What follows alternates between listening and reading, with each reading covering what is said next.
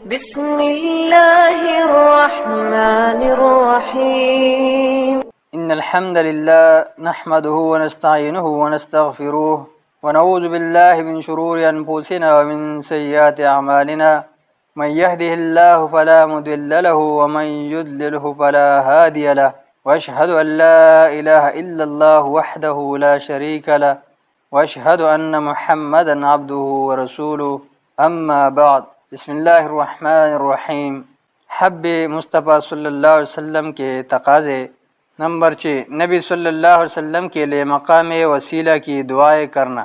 حب مصطفیٰ صلی اللہ علیہ وسلم کے تقاضوں میں سے دوسرا تقاضا یہ ہے کہ نبی کریم صلی اللہ علیہ وسلم کے لیے مقام وسیلہ و فضیلہ اور مقام محمود عطا کرنے کی دعائیں کی جائے. یہ مقام وسیلہ جنت کا وہ عالی شان مرتبہ ہے جس کے بارے میں نبی اکرم صلی اللہ علیہ وسلم نے فرمایا ہے کہ وہ آپ صلی اللہ علیہ وسلم کے سوا کسی کے لیے زیبا نہیں. چنانچہ صحیح بخاری، سنن اربعہ، مسند احمد اور بعض دیگر کتب حدیث میں ارشاد نبی صلی اللہ علیہ وسلم ہے: من قال حين يسمع النداء اللهم رب هذه الدعوة التامة والصلاة القائمة آت محمدا الوسيلة والفضيلة وابعثه مقام محمودا الذي وعدته حلت له شفاعتي يوم القيامة. جس نے اذان سن کر یہ دعا کی: اے اللہ، اس دعوت کامل اور قائم ہونے والی نماز کے رب حضرت محمد صلی اللہ علیہ وسلم کو مقام وسیلہ و فضیلت عطا فرما، اور آپ صلی اللہ علیہ وسلم کو مقام محمود پر سرفراز فرما جس کا تو نے آپ صلی اللہ علیہ وسلم سے وعدہ فرما رکھا ہے، تو اس کے لیے قیامت کے دن میری شفاعت و سفارش حلال ہو گئی. نمبر 7، عزت و احترام و تعظیم و توقیر کرنا. حب مصطفیٰ صلی اللہ علیہ وسلم کے تقاضوں ہی میں سے تیسرا تقاضا یہ ہے کہ محبت و تعلق خاطر کا دعویدار دل و جان سے نبی اکرم صلی اللہ علیہ وسلم کی عزت و احترام اور تعظیم و تکریم کرے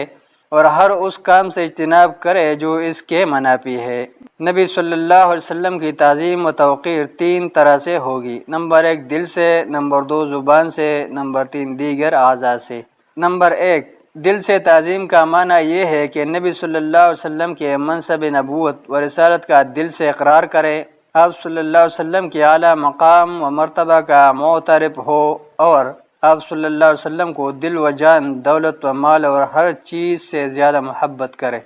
نمبر 2 زبان سے تعظیم و توقیر کا مطلب یہ ہے کہ آپ صلی اللہ علیہ وسلم کی ان صفات کا تذکرہ کیا جائے جن کے آپ صلی اللہ علیہ وسلم بجا طور پر اہل و مستحق ہے.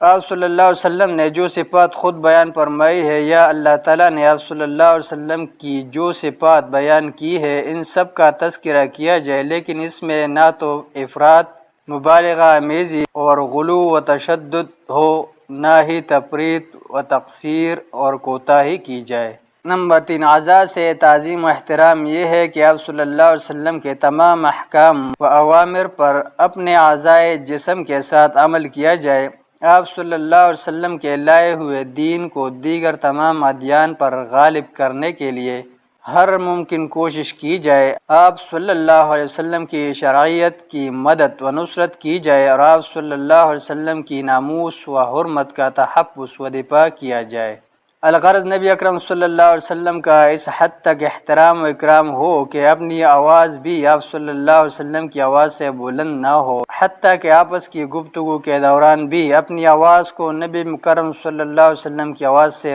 پست رکھا جائے. اس بات کو سمجھنے کے لیے صحابہ کرام رضی اللہ عنہم میں سے بعض کے واقعات بہت ہی مفید ہیں، جن میں سے ہی ایک صحیح بخاری و مسلم اور مسند احمد میں مروی ہے، جس سے پتہ چلتا ہے کہ وہ اپنی آواز بھی نبی اکرم صلی اللہ علیہ وسلم کی آواز سے بلند کرنے کو اپنے لیے باعث ہلاکت سمجھتے تھے. چنانچہ حضرت انس بن مالک رضی اللہ عنہ بیان کرتے ہیں کہ جب سورہ الحجرات کی یہ آیات نازل ہوئی جس میں ارشاد الہی ہے: یا ایھا الذین آمنوا لا ترفعوا اصواتکم فوق صوت النبی ولا تجہروا له بالقول کجہر بعضکم لبعض ان تحبط اعمالکم وانتم لا تشعرون. اے اہل ایمان، اپنی آواز پیغمبر کی آواز سے اونچی نہ کرو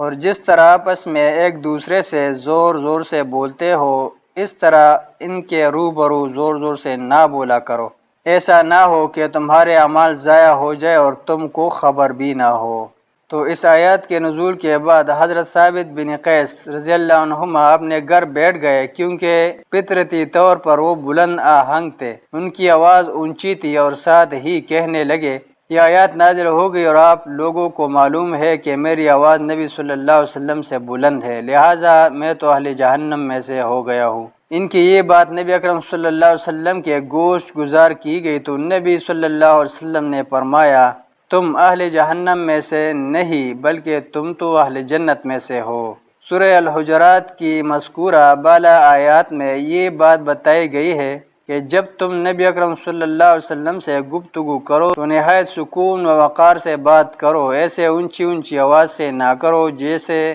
تم آپس میں ایک دوسرے کے ساتھ بے تکلفی سے کرتے ہو، جبکہ بعض اہل علم نے اس کا مطلب یہ بیان کیا ہے کہ آپ صلی اللہ علیہ وسلم کو یا محمد اور یا احمد صلی اللہ علیہ وسلم کہہ کر نہ پکارو بلکہ یا نبی اللہ یا رسول اللہ کہہ کر ادب و احترام سے بات کرو۔ اگر ان آداب و احترام کے تقاضوں کا خیال نہ رکھا گیا تو اس میں بے ادبی کا احتمال ہے، جس سے لاشعوری میں تمہارے تمام اعمال برباد ہو سکتے ہیں۔ سورہ النور میں حکم الہی ہے لا تجعلوا دعاء الرسول بینکم کدعاء بعضکم بعضا قد یعلم اللہ الذین یتسللون منکم لواذا فلیحذر الذین یخالفون عن امرہ ان تصیبہم فتنة او یصیبہم عذاب علیم۔ مومنوں، پیغمبر کے بلانے کو ایسا خیال نہ کرنا جیسا تم آپس میں ایک دوسرے کو بلاتے ہو، بے شک اللہ کو یہ لوگ معلوم ہے جو تم میں سے آنکھ بچا کر چل دیتے ہیں، تو جو لوگ ان کے حکم کی مخالفت کرتے ہیں ان کو ڈرنا چاہیے کہ ایسا نہ ہو کہ ان پر کوئی آفت پڑ جائے یا تکلیف دینے والا عذاب نازل ہو۔ مطلب یہ کہ جس طرح تم آپس میں ایک دوسرے کا نام لے لے کر یا فلان کہہ کر بلاتے ہو، اسی طرح نبی صلی اللہ علیہ وسلم کو آپ کا نام لے کر یا محمد کہہ کر نہ بلاؤ بلکہ یا نبی اللہ یا رسول اللہ وغیرہ کہا کرو۔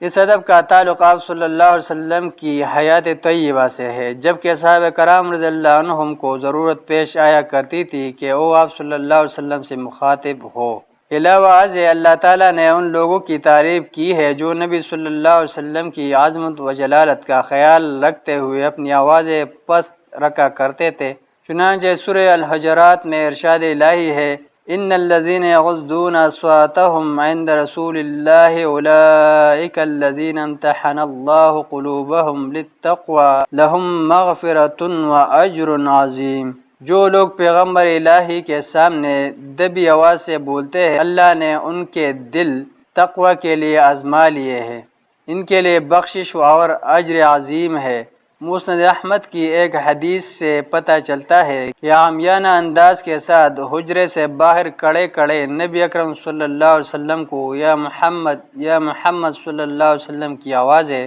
لگانے والے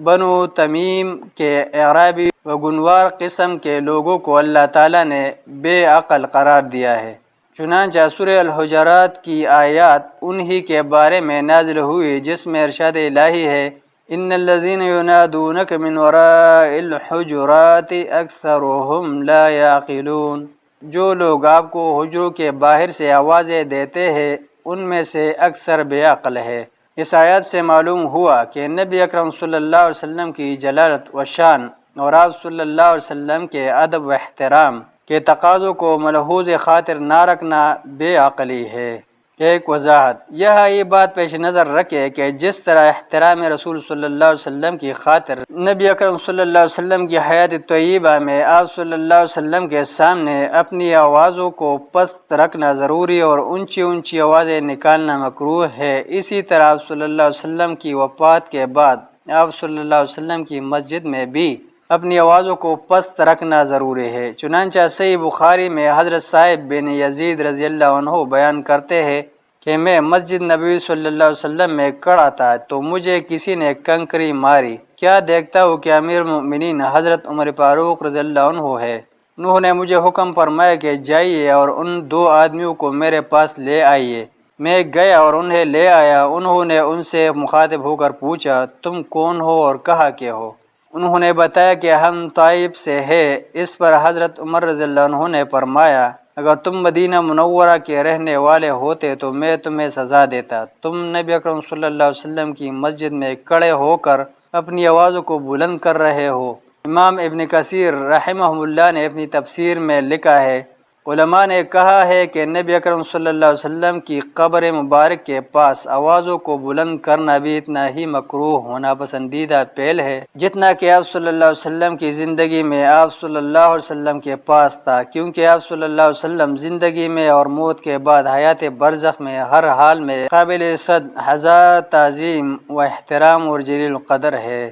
نیز قاضی ابوبکر ابن العربی رحمہ اللہ لکھتے ہیں، نبی اکرم صلی اللہ علیہ وسلم کا احترام و اکرام وفات کے بعد بھی اتنا ہی ہے جتنا کہ آپ صلی اللہ علیہ وسلم کی زندگی میں تھا، اور آپ کا کلام ماثور احادیث آپ صلی اللہ علیہ وسلم کی وفات کے بعد بھی اسی طرح رفیع الشان ہے جیسے آپ صلی اللہ علیہ وسلم کی زبان مبارک سے نکلتے وقت تھا۔ جب آپ صلی اللہ علیہ وسلم کی احادیث پڑھی جائے تو وہاں موجود ہر شخص پر واجب ہے کہ وہ اپنی آواز بلند نہ کرے اور نہ ہی اس سے اعراض و روگردانی کرے، جس طرح کہ یہ نبی صلی اللہ علیہ وسلم کی مجلس میں بیٹھنے والے اور آپ صلی اللہ علیہ وسلم کی زبان سے سننے والے کے لیے لازم تھا۔ یہ بات بھی پیش نظر رہنی چاہیے کہ یہ نبی مکرم صلی اللہ علیہ وسلم کے ادب و احترام اور تعظیم و توقیر کی خاطر عام گفتگو میں آوازوں کو پست رکھنے کا حکم ہے۔ یہ اونچی آواز سے نبی کرم صلی اللہ علیہ وسلم کا استخفاف و توہین مراد نہیں، کیونکہ وہ تو سراسر کفر ہے،